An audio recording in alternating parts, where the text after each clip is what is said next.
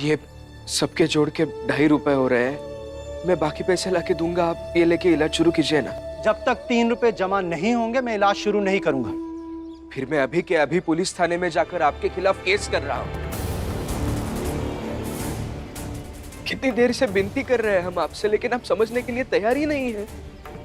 हाँ देखिए डॉक्टर साहब, अगर आप अभी नहीं मानेंगे तो अदालत में आपको हमारी बात सुननी ही पड़ेगी। इससे अच्छा अभी ये पैसे ले लीजिए और शुरू कीजिए ना इलाज। और हम सब गवाह होंगे डॉक्टर साहब, इसलिए हमारी बात मान लीजिए।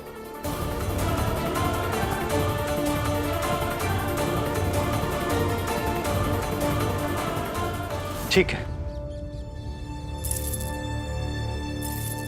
ध्यान रखिए कल तक सारे पैसे मिल जाने चाहिए। सारा पैसा दे दूंगा, अभी इलाज शुरू कीजिए। वार्ड बॉय, पेशेंट को लेके आओ।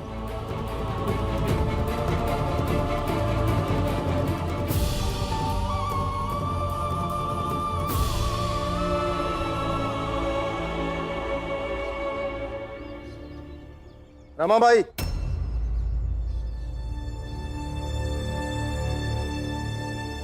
आपको पैसे चोरी करने के जुर्म में गिरफ्तार किया जाता है। क्या? क्या?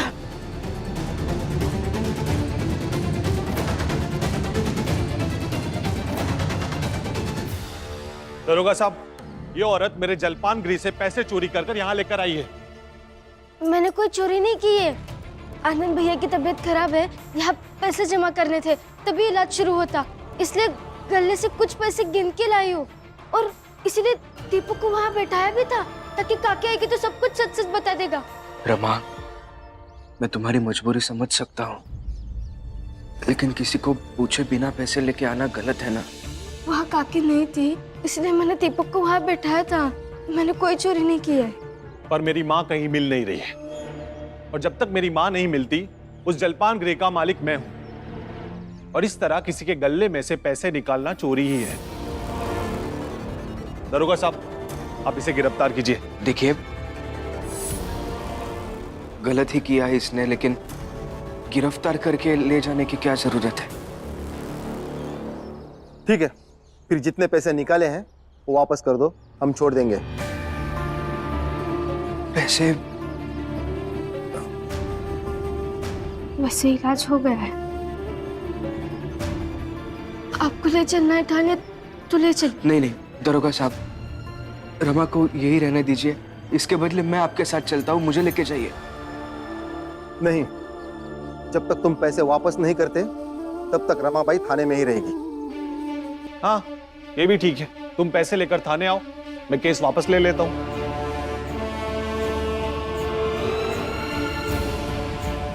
चलो।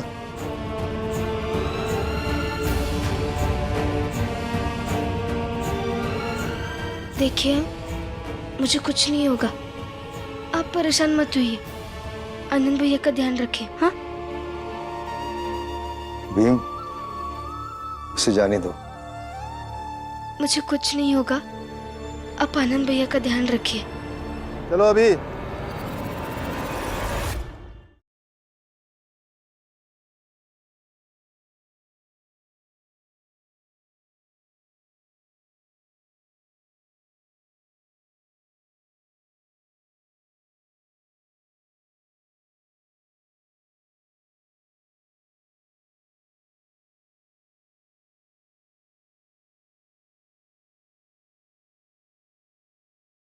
ये एक नई मुसीबत कहाँ से आ गई? रमा हवालात में कैसे रहेगी? तो मांग कर लाती वो पैसे, ऐसे निकाल कर लाएगी तो चोरी कहलाएगी। अगर रमा ने चोरी की भी है तो वो आनंद के लिए की है, और वो तुम्हारे लिए तो पड़ोसी है ना। अगर वो नहीं भी करती ना तो उसे सवाल पूछने का हक किसी को नहीं है। बस बस हो गया बुआ, ये सब बोलने का ये सही समय नहीं है, जाने दीजिए।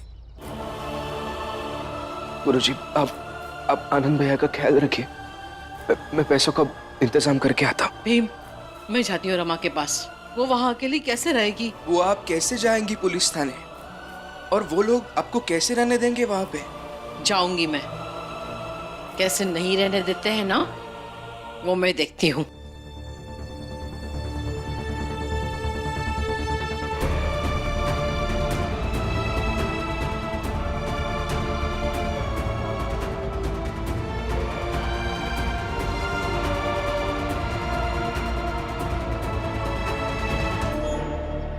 घर में सबकी अपनी अपनी जिद है।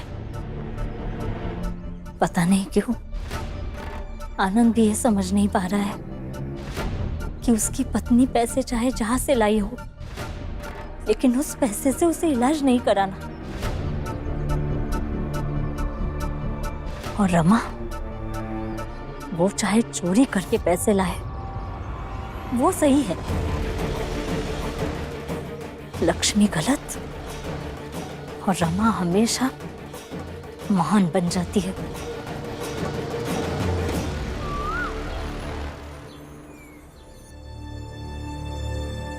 सर, क्या हुआ? मुझे पैसों की जरूरत है।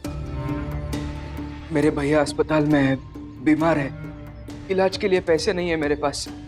और इसी सिलसिले में दरोगा साहब मेरी पत्नी को जेल लेके गए हैं। 3 रुपए चाहिए अभी, अगर आपके पास है तो दे दीजिए ना, मैं आपको वापस लौटा दूंगा। अच्छा, 1 रुपया तो तुम्हारी तनख्वाह है, फिर ऐसे में कैसे चुका पाओगे? 3 महीने की पूरी तनख्वाह, और फिर 3 महीने में फिर से कोई बीमार हो गया तो? चुकाना तो छोड़ो, फिर से उधार मांगने आ जाओगे। तब का तब देख लेंगे ना सर, अभी बहुत जरूरत है, दे दीजिए ना। नहीं, पहले बताओ तुम हमारे कैसे पैसे चुकाओगे? सर,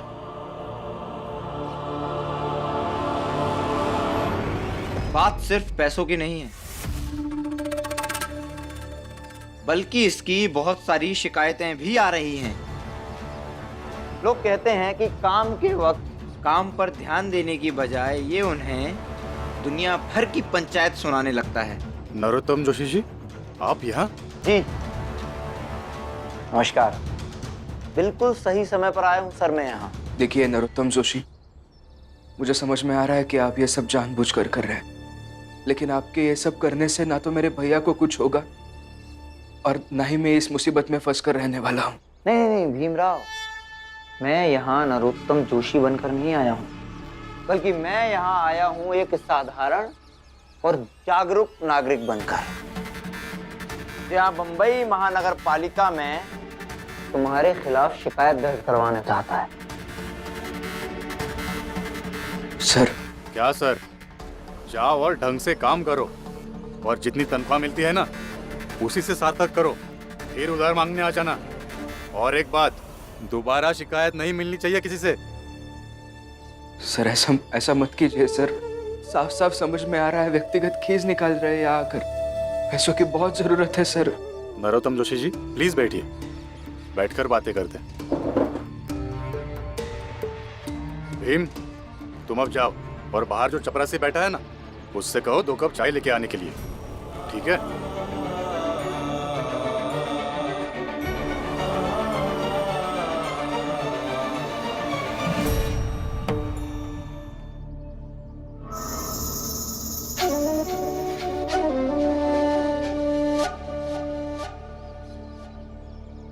घर जाओ तुम, यहाँ क्या खड़ी हो?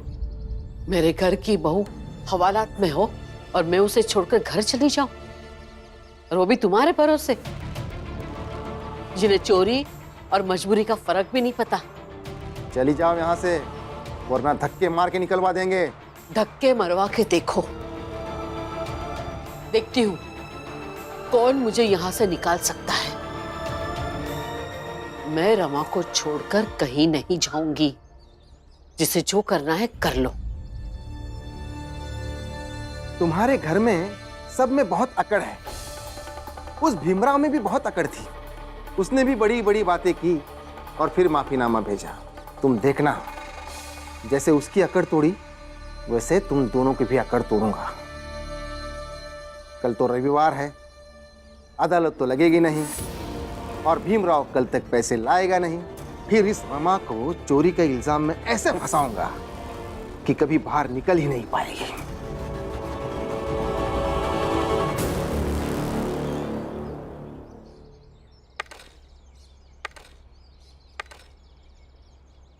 दरोगा साहब,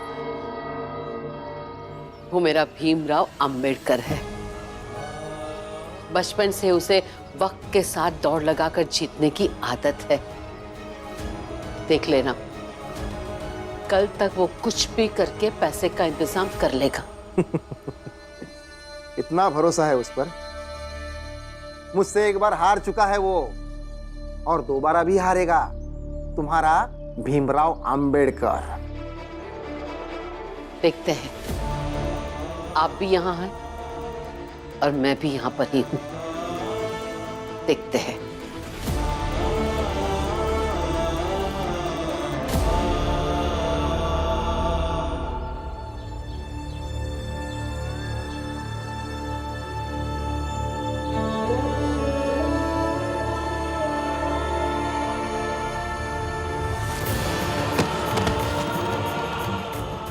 तुम सब शुद्धिकरण करवाकर ऊंची जात के हो गए हो और हर व्यक्ति को अपनी जात की महिमा खुद बनाए रखनी पड़ती है।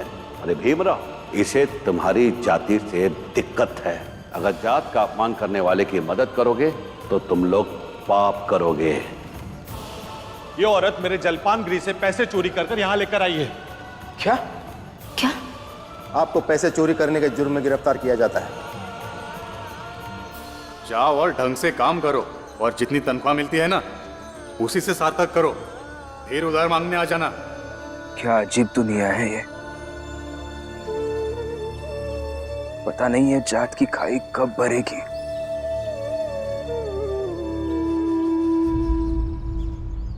मेरे भैया छोटी जात के हैं ना, इसलिए किसी को फिक्र नहीं है उनकी। छोटी जात के आदमी के साथ कुछ भी किया तो वो सही लगता है लोगों को। मुझे ही कुछ करना होगा, लेकिन क्या करूं?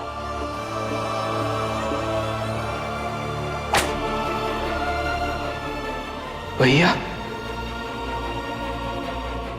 भैया!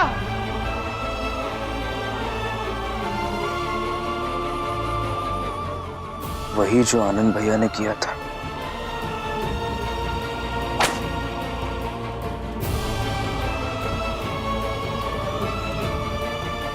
घर की स्थिति को संभालने के लिए आनंद भैया दर्द बर्दाश्त कर सकते हैं,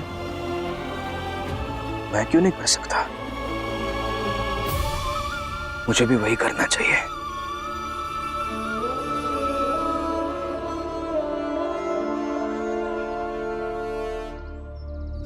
प्रचंड देव के साथ में रहने का आनंद ही कुछ अलग है। ये लोग समझते नहीं हैं। एकदम ये जाएंगे, उसके बाद नाके फिर वापस। आ गए तुम लोग? क्या हुआ? भीम मिला तुम सबको? हाँ मिला था, हमेशा की तरह मदद की भीख मांगने आया था, लेकिन हम भी उसकी मदद करने वाले थोड़ी थे। मतलब साफ साफ बताओ कि भीम को पैसा दिए हो कि नहीं? नहीं दिए, और काहे दे? हम काहे छोटी जाति के लोगों की मदद करें?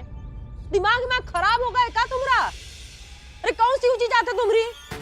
वो प्रचंड देव अपने ही यहाँ बुला के दिन भर अपने घर का साफ सफाई करवाता है, कचरा उठवाता है तुमसे।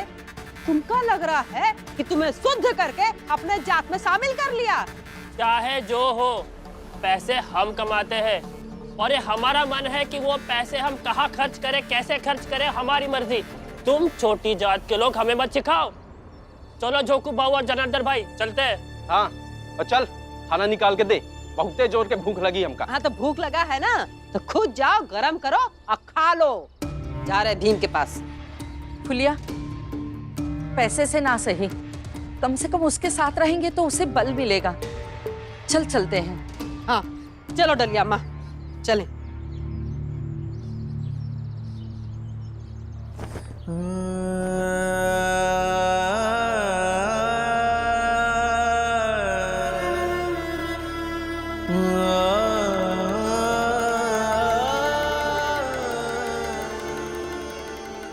ध्यान रखिए, कल तक सारे पैसे मिल जाने चाहिए।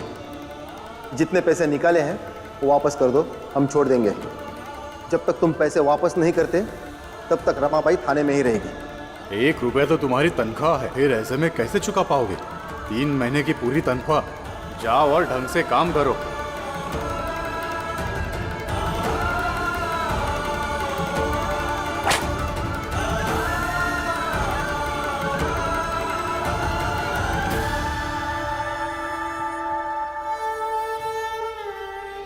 आइए तमाशा देखिए। काका आइए तमाशा देखिए। आइए सब लोग, तमाशा दिखाऊंगा मैं, तमाशा देखिए। आइए सब, आप भी आइए।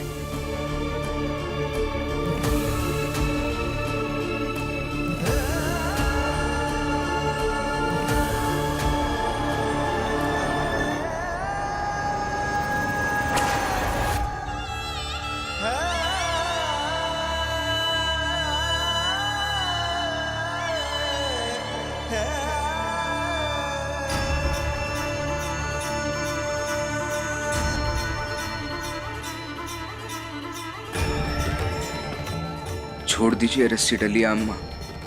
नहीं, तुम ये काम नहीं करोगे भीम। ये कोई तमाशा नहीं होगा। जाओ जाओ, अपने अपने घरे जाओ, जाओ।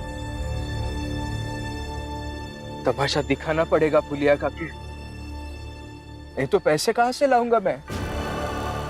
तमा अभी भी जेल में है, मैं समझ नहीं पा रहा हूँ मुझे क्या करना चाहिए। सब कुछ हो जाएगा भीम, बस तुम ये काम नहीं करोगे। तुम हमारे लिए प्रेरणा हो, तुम्हारी छवि हमारे लिए एक प्रणेता की है। तुम हम सबकी तकलीफ दूर करते हो। तुम्हें इस तरह खुद को तकलीफ देते हुए हम नहीं देख सकते। भीम तुम हमारे नायक हो, तो हिम्मत नहीं हार सकत हो। तो फिर क्या करूं मैं? बताइए ना क्या करूं? भीम, आज तक हर मुसीबत में विजयी हुए हो ना, इसमें भी हो जाओगे। थोड़ा धैर्य रखो। हाँ भीम, ऐसे मौके पे हिम्मत नहीं हारे के चाहिए, बल्कि और मजबूती के साथ परिस्थिति का सामना करे के चाहिए। और ये बात तुमसे अच्छे से और कौन जान सकता है? अरे तुम तो इतने बड़े बड़े मुसीबत का सामना किए हो, सब तो छोटी मोटी बात है, सब हो जाएगा। बस हिम्मत रखो।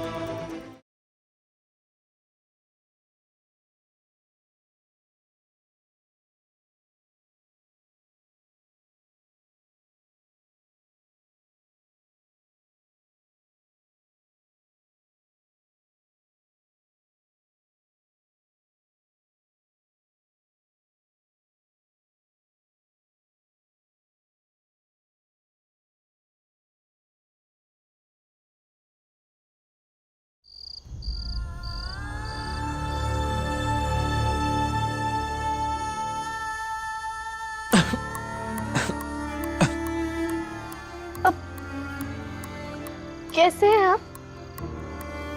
आनंद, कैसे बेटा? ठीक हूँ बच्चे। और आपको सर में दर्द तो नहीं हो रहा ना? तुम्हारे पैसे लगे मेरे इलाज में?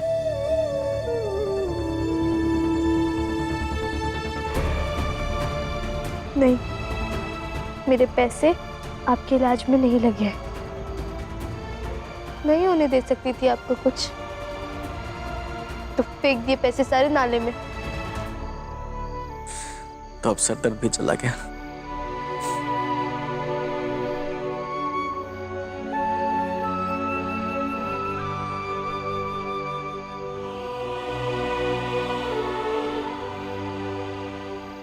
भीम कहाँ है और बाकी सब लोग? आता ही होगा भीम, तुम आराम करो बेटा।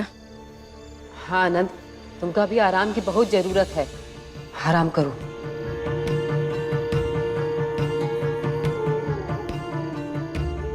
गुरुजी, आप बताइए भीम कहाँ है?